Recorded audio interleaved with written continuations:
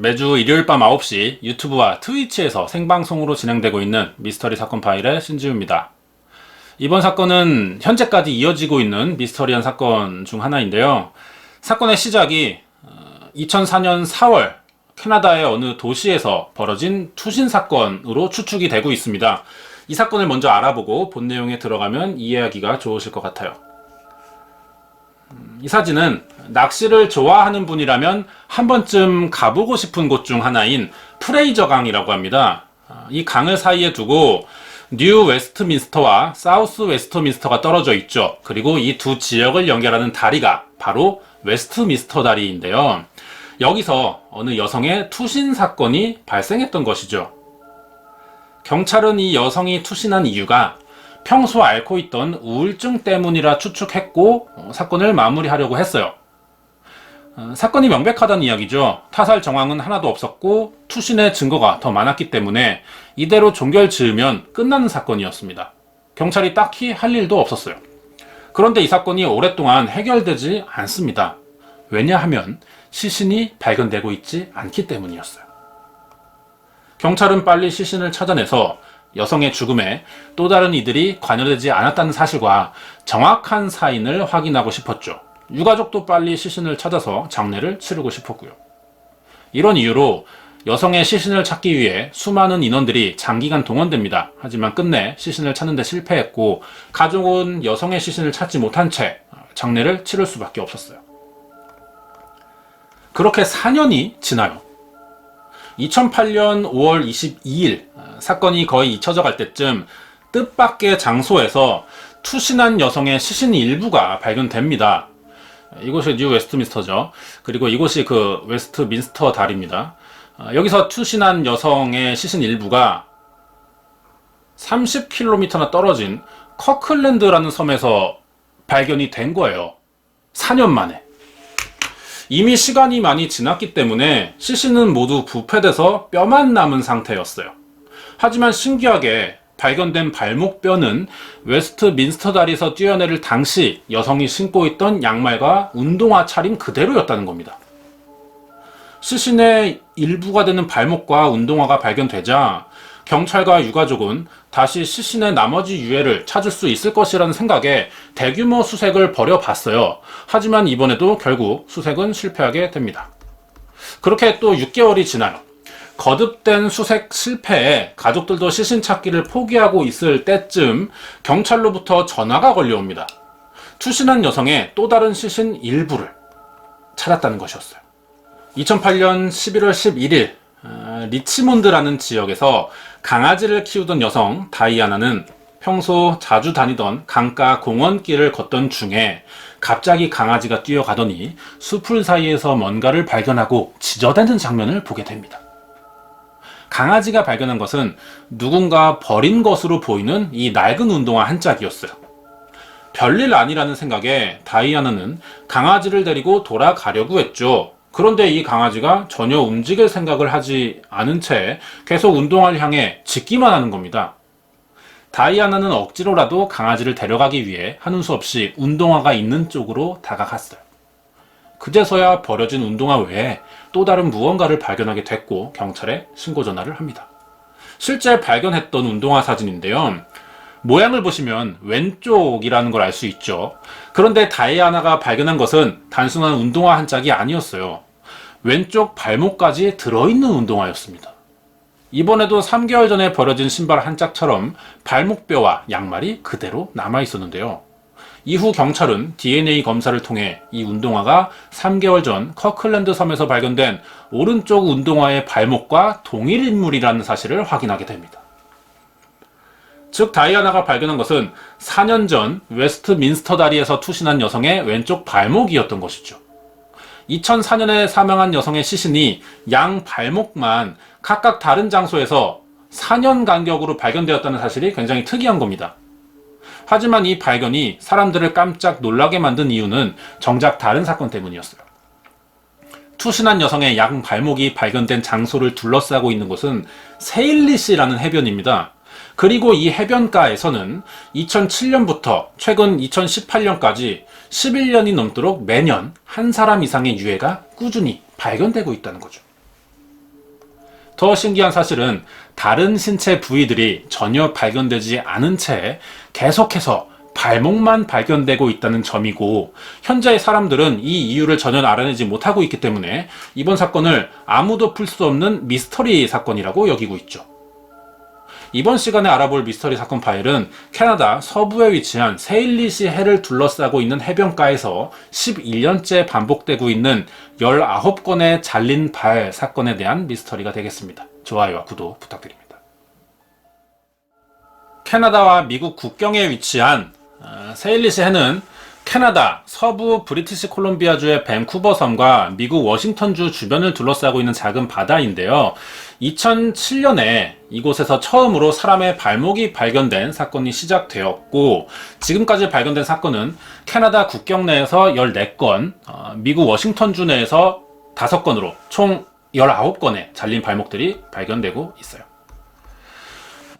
사진 속 이 운동화가 19번의 발견된 발목 중 최초의 사건이라고 보는 첫 번째 운동화인데요. 2007년 8월 20일 캐나다 제디디아라는 섬에 여행 온 가족에게 발견되었죠. 이 운동화의 주인을 알아내려면 어떤 방식의 조사가 있어야 될까요? 운동화 제작이나 판매 경로를 알아본다면 누군가인지 특정하지 못해도 어느 정도의 범위는 좁힐 수 있겠죠. 알아보니 운동화는 캠퍼스라는 브랜드사에서 만든 제품이에요. 2003년 인도에서 만들어졌고 발매 당시 인도에서 많은 판매가 있던 것으로 확인이 됐죠. 크기가 미국 신발 사이즈로 12 사이즈라고 하는데 우리나라 치수로 바꾸면 295mm 정도 크기고, 신발 안에 들어있던 발목뼈의 상태도 비교적 온전한 편이었어요. 이것으로 추측할 수 있는 것은 인도나 미국, 캐나다와 관계가 있는 체격이 큰 남성의 신발일 가능성이 높다는 것이죠. 하지만 이 정도 정보로는 더 이상의 범위를 좁힐 수가 없어요. 그 당시도 마찬가지였고 더 이상 이것을 가지고 조사할 방법이 없었죠. 그런데 첫 번째 발목이 발견된 지 6일 만인 2007년 8월 26일, 사건이 시작된 제디디아 섬과 얼마 떨어져 있지 않은 가브리올라라는 섬에서 두 번째 발이 발견됩니다. 이 발목도 오른쪽이 먼저 발견됐어요. 역시 남성의 것으로 보이는 운동화였고 모델은 흰색의 리복 제품의 운동화였습니다. 이 신발은 주로 북미 지역에서 판매가 되다가 2004년에 단종된 모델이에요. 이번 경우는 발견 당시 상태가 좋지 못했는데 동물에게 훼손된 것으로 보이는 흔적들이 많았어요. 발견 당시 인근에 사는 야생동물들이 물속에 오랫동안 갈아있던 운동화를 먹이라고 생각해서 육지로 건져냈고 일부를 뜯어먹었던 것이라고 추정했죠. 그리고 6개월 후인 2008년 2월 2일, 이번에는 발데스라는 섬에서 세 번째 운동화 발견됐고요.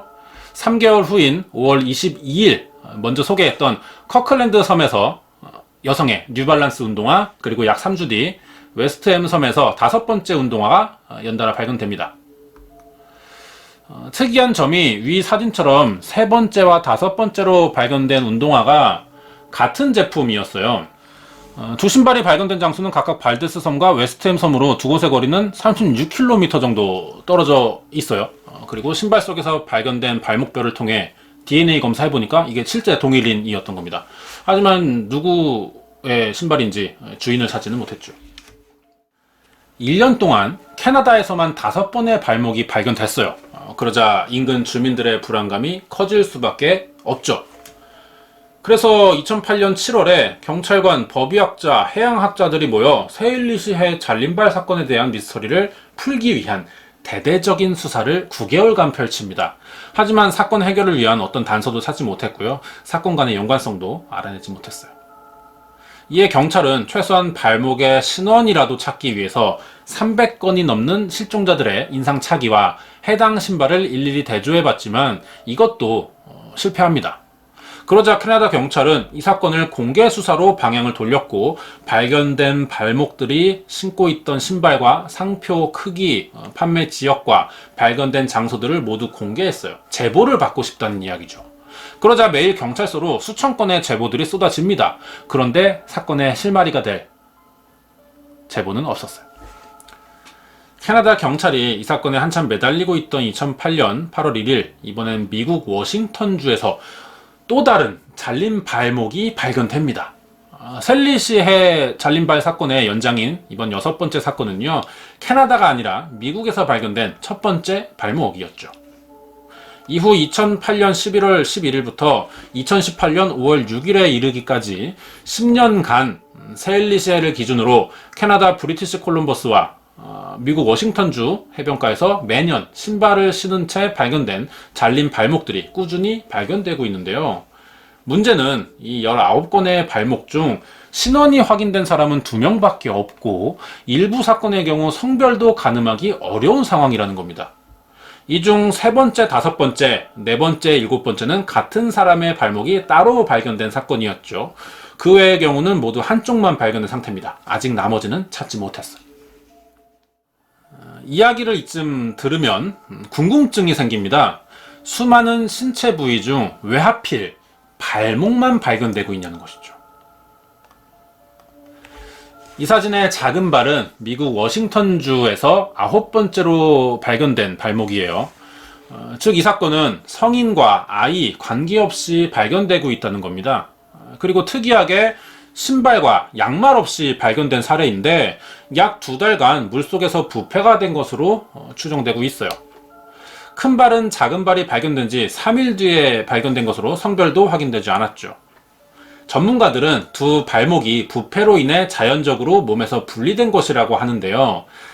손목, 발목, 머리 등의 신체 부위는 다른 곳에 비해 상대적으로 관절이 연약한 부분들입니다. 그렇기 때문에 물속에서 시신 부패가 진행된다면 이런 부분들이 가장 먼저 몸과 분리될 가능성이 높다는 것이죠. 하지만 손목이나 머리 등의 부위가 아니라 유난히 발목만 잘 발견되는 사실은 특수성이 있기 때문이에요. 19건에 달하는 발목들의 공통점에서 그 이유를 찾을 수 있는데 바로 운동화를 신고 있기 때문이라는 것이죠. 사람이 물에 빠지면 가라앉습니다. 그래서 익사사고가 생기는 거예요. 그리고 일정 시간이 지나면 다시 떠오르게 되는데 이유는 사망 후 시신 부패 단계에서 생기는 장기 손상으로 가스가 발생하기 때문이죠. 다시 말하면 사망 후 자연적으로 신체에 부력이 생긴다는 이야기인데 그렇기 때문에 몸통에서 떨어져 나온 신체 부위들은 대체로 물속에 가라앉게 됩니다. 그런데 신발을 신고 있는 발목이라면 이때 경우가 달라지죠. 운동화는 신발 자체가 비교적 가벼워요. 그리고 내구성도 있는 재질로 만들어지는 데다 분해 요소로부터 발을 보호하기도 하죠. 물에 빠졌을 경우 미생물들이 달라붙을 공간을 주지 않는다는 겁니다. 신발이 시신의 부패를 막아주고 그리고 신발 내부의 공기로 부력이 생기기 때문에 물 위에 떠오르기 좋은 조건이 된다는 거예요.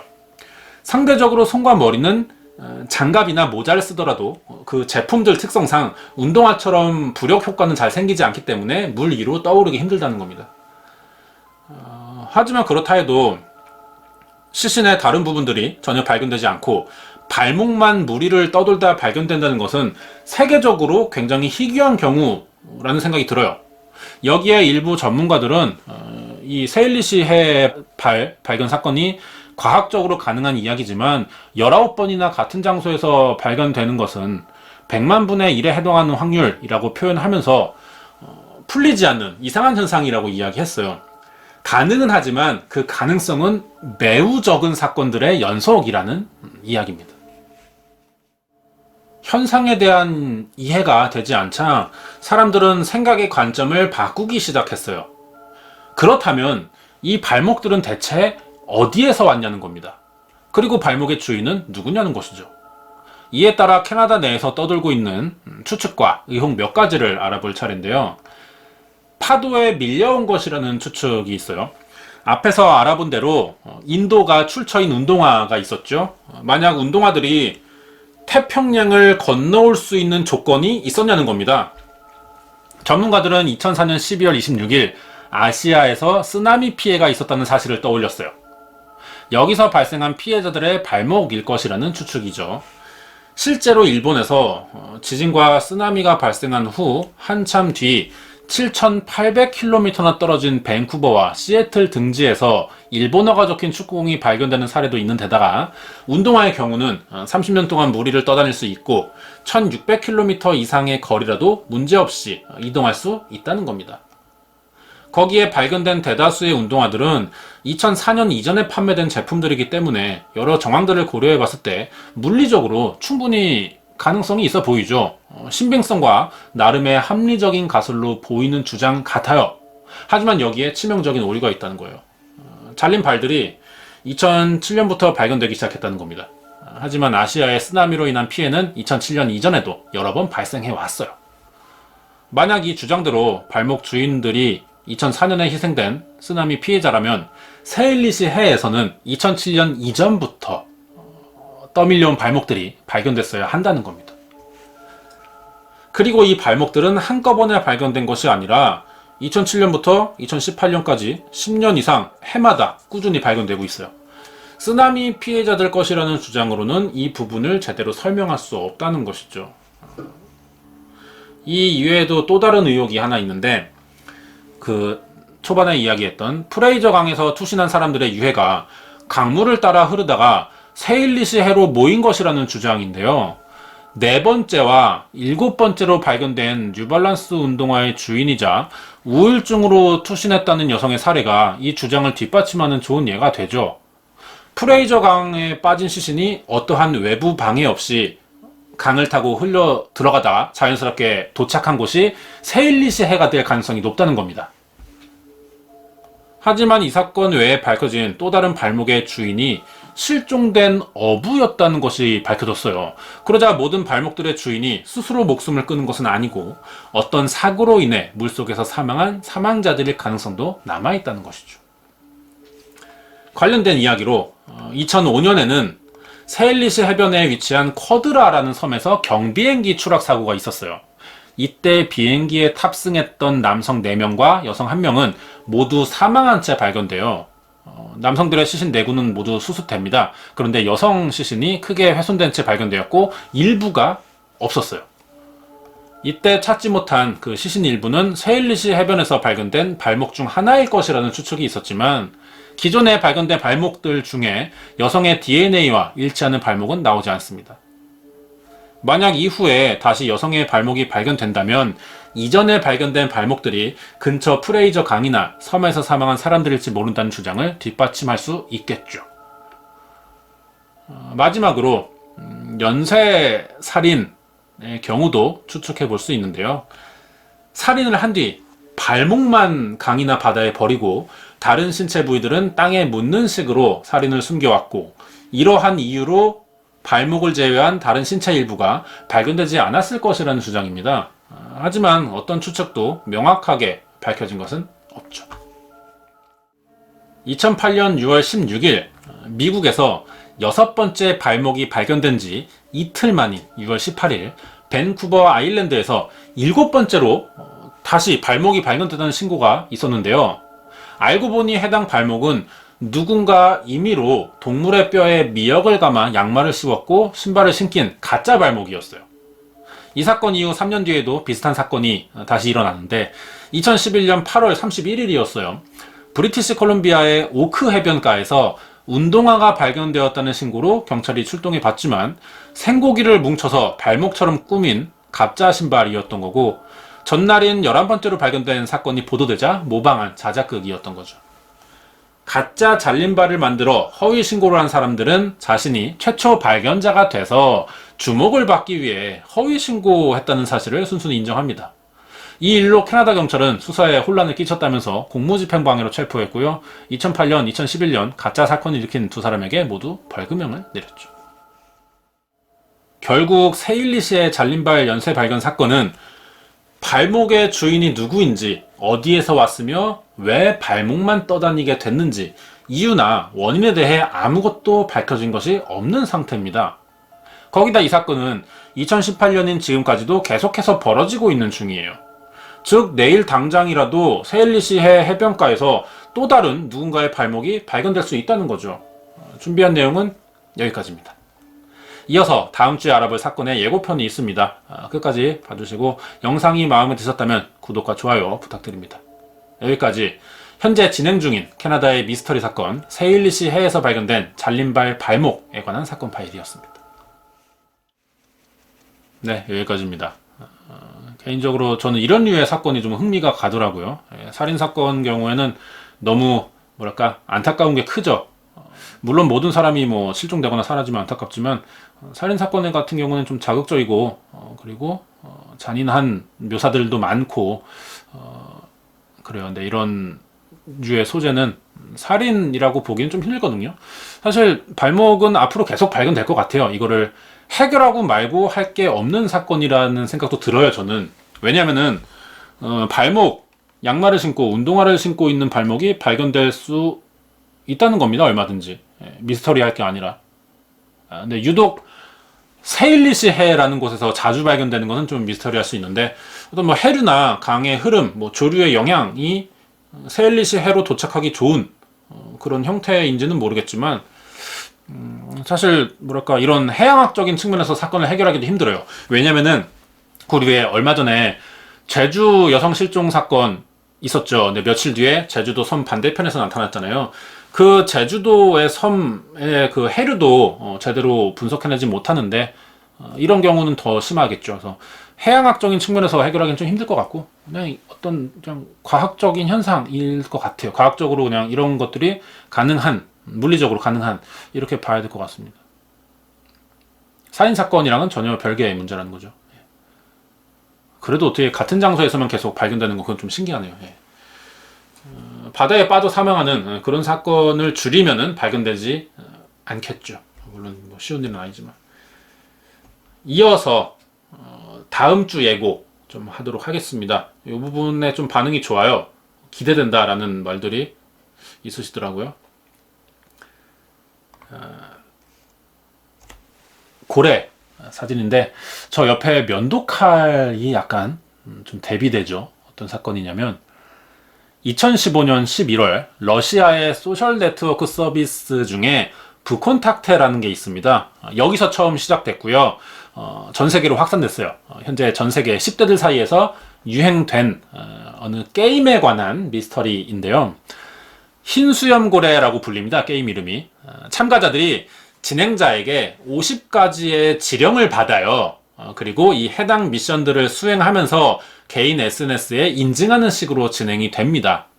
서브컬처 정도의 놀이로 느껴지기도 하죠. 우리나라도 SNS를 중심으로 이 서브컬처에 관한 놀이들이 꽤 있습니다. 그리고 도전 과제를 수행하고 인증하는 형태의 과정이 재미있다 보니까 누군가는 해보고 싶다라는 생각이 들 수도 있어요. 그런데 이 흰수염고래 게임의 또 다른 이름을 듣는다면 이런 생각이 사라지게 되죠. 또 다른 이름이 죽음의 게임이라고 불려요. 게임에 참여했던 수십 명의 학생들이 이 게임의 여파로 스스로 목숨을 끊었기 때문인데요. 왜 이런 사건이 생겼는지 다음 주에 알아보도록 하겠습니다. 아마 2019년 새해 첫 주 사건이 되겠네요. 한 살 더 먹고요. 내년에 찾아오도록 하겠습니다. 오늘은 여기서 마칠게요.